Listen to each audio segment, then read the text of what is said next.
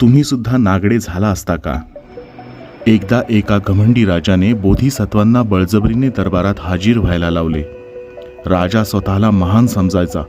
राजाला तो महान असल्याची ग्वाही आणि मान्यता बोधिसत्वांकडून हवी होती. त्या दिवशी बोधिसत्व राजाच्या गच्च भरलेल्या दरबारात एक खास मायावी भेटवस्तूसह उभे होते. एक असा दिव्य पोशाख ज्याच्या प्रत्येक धाग्यात विणकामात बोधिसत्वांच्या तपश्चर्येमुळे कमालीचं पावित्र्य आलेलं असतं. तो पोशाख इतका दिव्य बनतो की मनात खोट आणि चारित्र्यात कलंक असणाऱ्या व्यक्तीच्या डोळ्यांना पोशाख दिसू शकणार नाही. असं त्या पोशाखाचं महात्म्य बोधिसत्व पूर्ण दरबाराला सांगतात. राजाने भेट तर स्वीकारली, पण पोशाख त्याला दिसत नसल्याचे त्याने कुणालाही सांगितले नाही. थोड्याच वेळात राजा तो पोशाख परिधान करून दरबारात आला.